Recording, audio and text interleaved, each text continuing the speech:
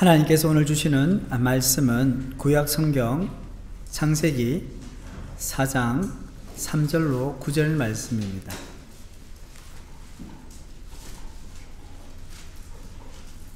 구약 성경 창세기 4장 3절로 9절 말씀을 교독하도록 하겠습니다. 세월이 지난 후에 가인은 땅의 소산으로 제물을 삼아 여호와께 드렸고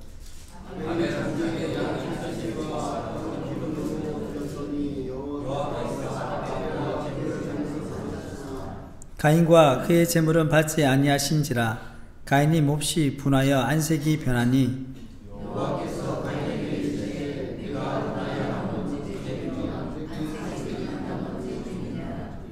네가 선을 행하면 어찌 낯을 들지 못하겠느냐. 선을 행하지 아니하면 죄가 문에 엎드려 있느니라. 죄가 너를 원하나 너는 죄를 다스릴지니라.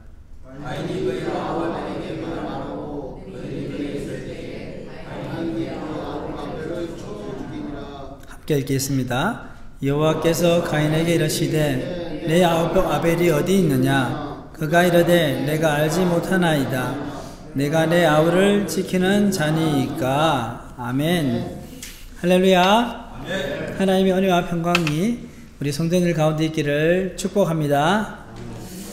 지난 주일은 사순절이 시작되는 제 수요일이었습니다. 그리고 오늘은 사순절 첫째 주일을 맞이합니다. 사순절은 예수 그리스도의 십자가 고난과 죽음을 통해 나타난 하나님의 사랑을 깊이 묵상하며 우리의 신앙을 새롭게 하는 절기입니다. 이 사순절 기간 동안 우리는 6주에 걸쳐서 돌보시는 하나님이라는 주제로 말씀을 듣게 됩니다. 성도 여러분, 우리는 돌봄이 더 절실히 필요한 세상을 살아가고 있습니다. 우리나라는 2024년 12월 23일 기준으로 초고령 사회로 진입했습니다. 한 나라의 65세 이상 인구가 전체 인구의 20%를 넘으면 초고령 사회라고 합니다. 그리고 우리 사회는 100세 시대를 표방하며 이에 걸맞는 노년층의 삶의 질을 높이기 위해 노력하고 있습니다. 그럼에도 불구하고 여전히 노인 돌봄은 각 가정의 큰 걱정거리로 자리 잡고 있는 것이 우리의 현실입니다. 왜 그럴까요? 가정에서 부모님을 돌보는 것이 가장 이상적이겠지만 우리의 현실은 그렇지 못하기 때문입니다. 건강하게 잘 지내시던 부모님이 갑자기 사고나 질병으로 거동을 하지 못하실 때 대부분 어떻게 합니까? 요양병원으로 모시게 됩니다. 아무리 요양병원의 간호사들과 간병인들이 잘 돌봐준다 하더라도 집보다는 못하지 않겠습니까? 그래서 요양병원에 가는 부모님도 요양병원에 보내는 자녀도 마음이 편치 않는 것이 현실입니다. 이런 현상은 여러 가지 원인에 의해 생기겠지만 가장 중요한 원인은 한국 사회에서 돌봄이 저평가되고 있기 때문입니다. 예를 들면 간병인에 대한 사회적 인식이 어떻습니까? 우리 사회는 그들의 돌봄을 존중하고 소중히 여기지 못했습니다. 그리고 그들이 환자를 잘 돌볼 수 있도록 대우를 잘 해주지도 못하고 있습니다. 돌보는 사람이 힘들고 스트레스 받으면 그 악영향이 돌봄을 받는 사람에게 가는 것이 불보듯 뻔하지 않겠습니까? 지금도 요양원에서 소위 말하는 간병인들의 갑질로 고통당하는 노인들이 있습니다. 모든 간병인들이 다 그렇지 않죠. 좋은 간병인도 너무 많습니다. 그러나 일부 간병인들이 그러한 상황을 일으키고 있습니다. 우리는 이것을 단순히 간병인 개인의 문제로만 치부해서는 안 될 것입니다. 사회 전체가 돌봄을 존중하고 소중히 여기는 방향으로 나가지 않으면 이런 문제는 끊임없이 발생하게 될 것입니다. 성도 여러분, 돌봄이라는 것이 노인 돌봄만 국한된 것이 아닙니다. 돌봄에는 크게 세 가지의 영역이 있습니다. 첫 번째는 자기 돌봄입니다. 나를 잘 돌봐야 되겠죠. 두 번째는 가족과 이웃 돌봄입니다. 마지막으로는 피조 세계 돌봄입니다. 우리 주변을 보면 자기를 돌보지 못해서 병에 걸려서 어려움을 겪는 사람들을 봅니다.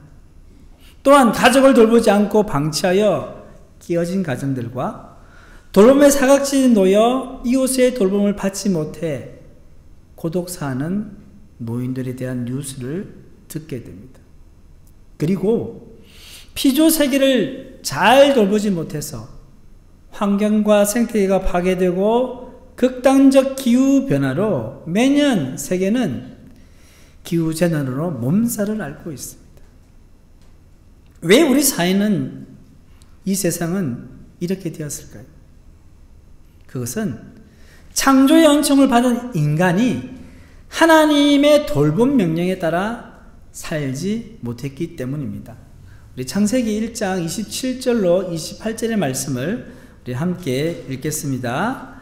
하나님이 자기 형상 곧 하나님의 형상대로 사람을 창조하시되 남자와 여자를 창조하시고 하나님이 그들에게 복을 주시며 하나님이 그들에게 이르시되 생육하고 번성하여 땅에 충만하라. 땅을 정복하라. 바다의 물고기와 하늘의 새와 땅에 움직이는 모든 생물을 다스리라 하시니라. 아멘. 자, 하나님은 6일 동안 천지 만물을 창조하시고 마지막에 사람을 창조하셨습니다. 어떻게 창조하셨습니까? 예, 하나님의 형상대로 사람을 창조하셨습니다. 여기에 중요한 키워드가 납니다. 하나님의 형상입니다. 라틴어로는 이마고 데이, 영어로는 image of God. 이것은요, 하나님의 외형이나 외모를 가리키시는 것이 아니라 하나님의 거룩한 성품을 말합니다. 그래서 최초의 사람 아담과 하와는 타락하기 전 하나님의 성품을 갖고 있었습니다. 조금 전에 읽은 창세기 1장 28절에 그 하나님의 성품을 반영하는 명령이 나옵니다. 생육하고 번성하여 땅에 충만하라. 땅을 정복하라. 바다의 물고기와 하늘의 새와 땅에 움직이는 모든 생물을 다스리라 하시니라. 뭐 하라고 하죠, 그죠? 여기에서 하나님의 성품을 반영하는 명령이 어떤 것일까요? 이것은 바로 다스리라. 다스리라. 여기서 다스리라는 것은요, 억압적인 다스림이 아니라 하나님의 뜻에 따라 다스리라는 말씀입니다. 하나님의 뜻에 따라 다스리는 것이 뭐겠습니까? 돌보는 것입니다. 그래서 아담과 하와는 이 세상의 모든 생명을 돌보라는 하나님의 돌봄 명령을 받은 것입니다. 이는 하나님으로부터 창조의 은총을 받은 아담과 하와가 기쁨과 감사함으로 감당해야 하는 사명이었습니다. 그런데 문제가 생겼습니다. 그들은 하나님이 먹지 말라고 명령하신 선악과 나무 열매를 따먹음으로 죄를 짓고 타락하고 말았습니다. 하나님의 형상이 훼손되었습니다. 그래야 아담의 후손들은 돌봄의 명령을 따를 수 있는 능력을 상실하였습니다. 자, 그런데 아담의 자녀 중에 돌봄의 명령을 대놓고 거부한 자가 있었습니다. 그는 아담의 첫째 아들 가인이었습니다. 가인에게는 동생 아벨이 있었습니다. 오늘 읽은 본문에 보시듯이 가인은 농사를 지어서 땅의 소산물을 하나님께 제사로 드렸고, 아벨은 양치는 자로서 양의 첫 새끼를 하나님께 제사로 드렸습니다. 그런데 아벨과 그의 제물은 받으시고 가인과 그의 제물은 받지 않으셨습니다. 여기서 우리는 왜 하나님이 아벨의 제사는 받으시고 자인의 제사는 받지 않으셨을까 궁금하죠. 그것은 가인에게 죄의 문제가 있었기 때문입니다. 자, 본문 7절 말씀 함께 읽겠습니다. 네가 선을 행하면 어찌 낯을 들지 못하겠느냐? 선을 행하지 아니하면 죄가 문에 엎드려 있느니라. 죄가 너를 원하나 너는 죄를 다스릴지니라. 아멘. 자, 내가 선을 행하면 어찌 낯을 들지 못하겠느냐? 무슨 뜻입니까? 이 말은 그의 삶이 선하지 못하던 것입니다. 그렇기 때문에 하나님께서 가인과 그의 제물을 받지 않으신 것입니다. 요한일서 3장 12절에 보면 가인의 행위는 악하고 그 아우의 행위는 어렵다고 지적합니다. 요한일서 3장 12절 말씀 함께 읽겠습니다. 가인같이 하지 말라. 그는 악한 자에게 속하여 그 아우를 죽였으니 어떤 이유로 죽였느냐? 자기의 행위는 악하고 그 아우의 행위는 어려움이라. 아멘. 자, 그러므로 본문 7절에 네가 선을 행하지 아니하면 죄가 문에 엎드렸느니라 는 이 죄가 가인을 덮치기 위해서 잔뜩 벼르고 있다는 말씀이에요. 자, 저 가인은요, 선을 행하는 것보다 악을 행하는데 더 관심이 많았습니다. 이 말은 하나님의 뜻대로 살기보다 자기 뜻대로 살기를 더 좋아했다는 말씀입니다. 그래서 가인은 마땅히 돌봐야 하는 동생을 시기 질투하며 돌보지 못했습니다. 자, 본문 7절에 보시면 죄가 너를 원하나 너는 죄를 다스릴지니라 말씀합니다. 자, 이 말씀이요, 영어 성경 킹 제임스 버전에 보면 이 구절을 어떻게 번역했냐면 죄가 너를 원하나 너는 그를 다스릴지니라고 했습니다. 자, 히브리 원어를 보면요, 너는 죄를 다스릴 자 할 때 이 죄라는 단어가요, 남성 대명사 그로 되어 있어요. 근데 여러분, 이 죄라는 단어는 원래 여성 명사예요. 히브리에는 여성 명사 있고 남성 명사 따로 구별되어 있거든요. 그러니까 여성 명사면 여성 대명사로 받아야 될 거 아니에요. 그런데 여기에 남성 대명사로 히브리 원어에 되어 있는 거예요. 그럼에도 불구하고 우리 개역 개정판은 죄라고 번역을 한 겁니다. 그런데 영어 성경 킹 제임스 버전은 그라고 번역을 했습니다. 그래서 죄가 너를 원하나 너는 그를 다스릴지니라. 자, 그렇다면 그가 누구일까요? 문맥적으로 볼 때 그는 아벨이라고 말할 수 있습니다. 이 의미를 살려서 다시 번역하면 이렇습니다. 죄가 너를 원하나 너는 아벨을 다스릴지니라. 이 말은 무슨 말입니까? 너는 아벨을 돌봐라는 거예요. 이 해석을 받아들인다면 이 구절에는 어떤 의미가 숨어져 있습니까? 태초에 하나님이 천지를 창조하시고 사람에게 생육하고 번성하여 땅에 충만하라, 땅을 정복하라, 땅의 모든 생물을 다스리라 하신 그 명령을 하나님께서 다시 확인시키시는 겁니다. 여기서 다스리라는 것은 돌보라는 의미죠. 내 마음대로 임의대로 하고 싶은 대로가 아니라 주인이신 하나님이 맡기신 것을 하나님 뜻대로 돌보아야 한다는 말씀입니다. 그런데 가인은 동생 아벨을 돌보는데 실패했습니다. 가인은 동생을 향한 시기와 질투로 인해 자신을 덮치려고 웅크리고 있는 죄에게 자신을 내어주고 말았습니다.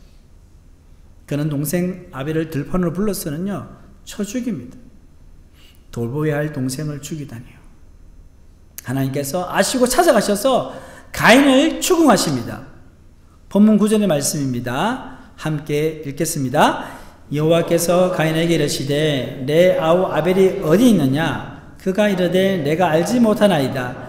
내가 내 아우를 지키는 자니이까. 아멘. 여기서 내 아우 아벨이 어디 있느냐. 그 하나님이 질문하시는데 정말 하나님이 무슨 일이 벌어졌는지 몰라서 하신 질문일까요? 아닙니다. 이는 하나님이 가인에게 왜 아벨을 돌보지 않고 죽였느냐고 추궁하시는 것입니다. 그러나 가인은 내가 알지 못하나이다. 내가 내 아우를 지키는 자니까 라고 반문하는 것입니다. 이것은 자신이 저지른 일에 대한, 그 살인에 대한 부정일 뿐만 아니라 형으로서 동생을 돌볼 책임도 부인하는 말입니다. 가인은 장남이었습니다. 고대 사회는요, 장남에게 압도적으로 유리한 사회였습니다. 농경사회에서 장자에게 재산의 대부분을 물려주었습니다. 우리나라는 어땠나요? 그랬죠. 근대화 이후에도요, 장남만 교육의 길을 누리는 집이 많았습니다. 그래서 아들은 대학 보내지만 딸은 어떡합니까? 대충 고등학교 졸업하고 일하러 가라. 이게 그런 분위기 아니었습니까? 어떻게 보면 장남과 동생들의 관계는 사회적 차별의 축소판이었다고 말할 수 있습니다. 성경이 제시하는 도덕적 사회는요, 이상적이면서도 현실적이었습니다. 그래서 사회적으로 많이 가진 자들은 적게 가진 자들을 배려하고 돌봐야 합니다. 이 말을 달리 표현하면 돌볼 수 있는 위치에 있는 사람은 돌봄이 필요한 사람을 배려하고 돌봐야 한다는 말입니다. 하나님께서 율법을 주신 이유, 또 바로 이런 돌봄의 명령을 생활 속에서 잘 적응하게 하기 위한 것이었습니다. 특별히 우리는 가족 관계에서 돌봄의 명령에 순종해야 합니다.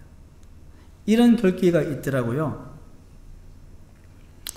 처음에 나는 부모님께 아이였다. 그리고 나는 내 아이의 부모가 된다.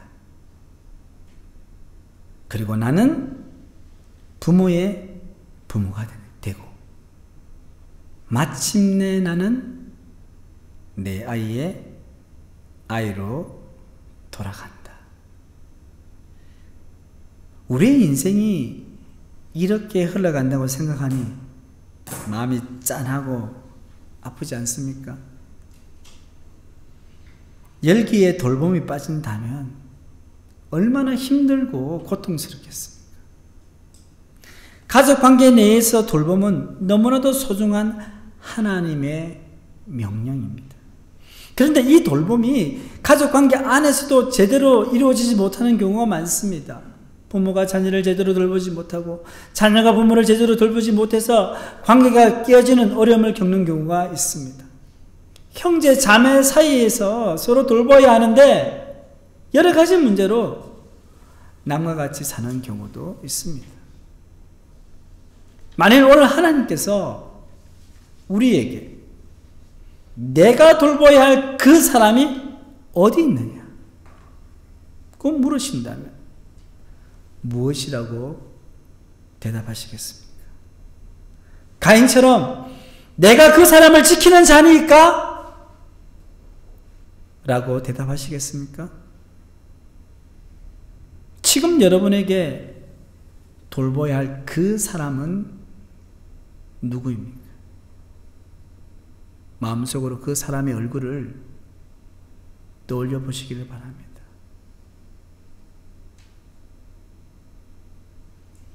돌봄에 소홀한 부분이 있다면 회개하고 하나님께 돌봄의 명령에 순종할 수 있는 힘과 지혜를 달라고 기도하시기를 바랍니다. 그리할 때 우리는 다시 돌보는 자로서 그 사명을 감당하게 될 줄 믿습니다.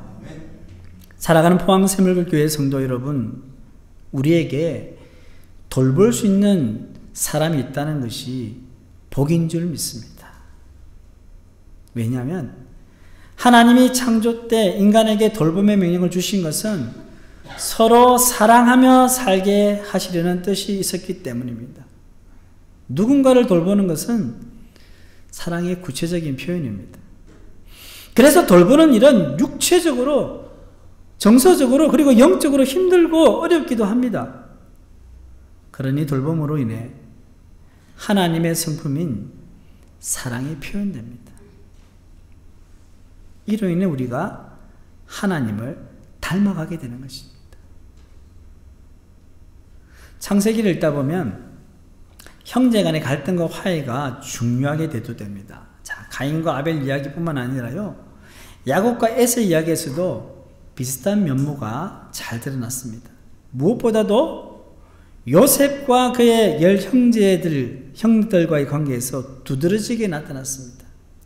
자, 요셉이 애굽의 총리가 되고 나서요, 요셉의 형들이 기간 중에 식량을 구하러 애굽에 갔습니다. 그때 요셉의 계략에 의해서 아우 베냐민은요, 은잔을 훔친 범인으로 지목되었습니다. 자, 막내 베냐민이 꼼짝없이 잡혀 죽거나 아니면 노예가 되게 생겼습니다. 아무리 결백을 호소해도 통하지 않습니다. 왜냐하면 베냐민의 그 쌀자루에서 은잔이 나왔기 때문입니다. 그때 형들 중 유다가 베냐민의 죄를 대신하겠다고 났습니다. 우리 창세기 44장 32절로 33절 말씀 함께 읽겠습니다. 주의 종이 내 아버지에게 아이를 담보하기를 내가 이를 아버지께로 데리고 돌아오지 아니하면 영영이 아버지께 죄짐을 지리이다 하였사오니 이제 주의 종으로 그 아이를 대신하여 머물러 있어 내 주의 종이 되게 하시고 그 아이는 그 형제들과 함께 올려 보내소서. 아멘. 자, 이제 주의 종으로 그 아이를 대신하여, 그 아이가 누굽니까? 동생 베냐민입니다. 그 아이를 대신하여 머물러 있어 내 주의 종이 되게 하시고. 이 말의 의미는 이렇습니다. 이 아이가 내 동생이 죄인이라면 제가 그의 죄를 감당하겠습니다. 제가 대신 노예가 되겠습니다. 성도 여러분, 이 얼마나 감동적인 장면입니까? 창세기 이야기를 TV 드라마로 이렇게 가정한다면요, 이 장면이 최고 하이라이트 장면 아니겠습니까? 요셉은 그동안 과거 자신을 종으로 팔아버린 형들을 시험하며 여러모로 힘들게 했습니다. 그런데 막내 동생 베냐민을 대신해서 종이 되겠다는 유다의 말을 듣고는 순간 요셉은 참지 못하고 울음을 터뜨립니다. 그때 형제 간에 화해가 일어났습니다. 아벨이 어디 있느냐 하는 하나님의 질문에 가인은 그걸 왜 내게 물으십니까? 내가 내 아우를 지키는 자니까 라고 대답했습니다. 그런데 유다는 자기 책임이 아닌데도 책임지겠다고 말합니다. 모든 잘못을 제게 물으십시오 하며 대신 나섰습니다. 이 유다의 말은 뭘 이야기합니까? 나는 내 아우를 지키는 자니이다 라는 고백입니다. 내가 내 아우를 돌보겠다는 거죠. 여기서 한 가정의 화해와 회복이 이루어졌습니다. 마땅히 돌보아야 하는 사람을 돌보지 않을 때 관계가 깨지고 맙니다. 반면에 하나님이 주신 돌봄의 명령이 힘들고 어려워도 순종하면 관계가 다시 회복되는 역사가 일어납니다. 돌봄의 명령은 이 세상 모든 사람에게 주어졌습니다. 또한 이 세상의 모든 사람은 돌보는 사람이면서 동시에 돌봄을 받는 사람입니다. 지금 내가 돌보지만 언젠가는 돌봄을 받는 위치에 있을 수 있습니다. 또한 지금 내가 돌봄을 받고 있지만 나중에 누군가를 돌볼 수 있는 위치에 있을 수도 있습니다. 돌봄은 서로 주고받는 것입니다. 헨리 나우렌이 쓴 돌봄의 영성이라는 책을 보면요, 돌봄에 대해서 이렇게 말합니다. 돌봄은 무엇인가? 이 말의 어원은 카라라는 단어인데 슬퍼하다, 애통하다, 고난에 동참하다, 고통을 나누다 라는 뜻을 가지고 있다. 돌봄이란 병들고 혼란스럽고 외롭고 고립되고 잊힌 사람들과 함께 부러지는 것이다. 그들의 고통이 내 마음속에도 있음을 인식하는 것이다. 여기서 그들의 고통이 내 마음속에도 있음을 인식하는 것을 이 책에서 헨리 나우에는 긍휼이라고 말합니다. 이어서 보겠습니다. 긍휼이 우리를 나와 같은 형제 자매들과 하나로 묶어준다. 그들도 나처럼 경이로움과 고통이 어우러진 인생길을 걷고 있다. 이 긍휼은 예수님께서 전도사역을 하실 때 무리를 향해 가지신 마음입니다.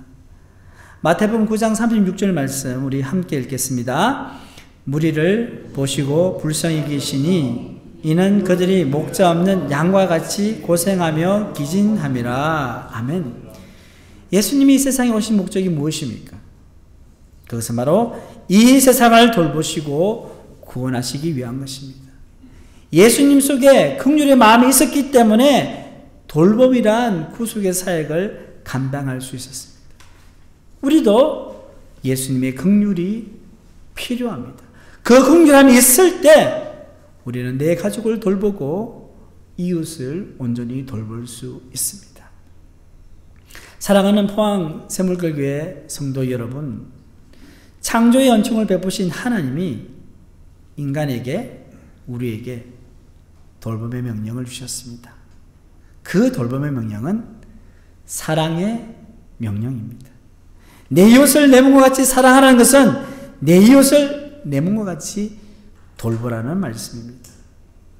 돌봄은 정말 소중하고 존중받을 만한 일입니다. 그렇기 때문에 우리는 돌봄 종사자들을 소중히 여기고 그들을 존중하는 태도를 가져야 됩니다. 우리의 인식이 바뀌어야 되는 거예요. 또한 돌봄은 해도 되고 안 해도 되는 일이 아닙니다. 그러면 하나님께서 내게 돌보라고 하신 가족과 이웃을 최선을 다해 돌보아야 합니다. 돌봄을 통해 우리는 미처 생각하지 못하는 보너스를 받습니다. 그것은 돌보는 사람과 돌봄을 받는 사람이 내적으로 치유되고 회복되는 변화를 경험하게 된다는 사실입니다. 왜냐하면 진정한 돌봄 가운데 진정한 사랑의 교제가 일어나기 때문입니다. 돌봄은 결코 쉬운 일이 아니지만 돌봄을 통해서 우리는 하나님의 사랑을 나타낼 수 있습니다.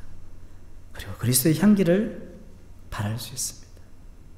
이번 한 주 이 돌봄의 관점으로 한번 자신을 바라보시고 그리고 가족과 이웃을 바라보시기를 바랍니다. 그래야 그 돌봄의 명령에 순종하는 믿음의 걸음을 내딛는 복된 삶을 사시는 우리 성도님들 다 되시기를 주님의 이름으로 축원합니다. 하나님 아버지, 오늘 말씀을 통해 돌봄의 사명을 깨닫게 하심에 감사드립니다. 가인이 동생을 돌보지 않았을 때 하나님께서 물으셨던 것처럼 우리에게 맡기신 가족과 이웃을 돌아보는 사명을 소홀히 하지 않았는지 돌아보게 하여 주옵소서. 우리에게 긍휼의 마음을 부어주시고 예수님의 사랑으로 돌봄의 삶을 실천하게 하여 주시옵소서. 힘들고 지칠 때에도 주님의 은혜를 의지하며 맡기신 가족들과 이웃들을 끝까지 사랑하며 돌보게 하여 주시옵소서. 이 모든 말씀 돌봄의 본을 보여주신 예수님의 이름으로 기도드립니다. 아멘.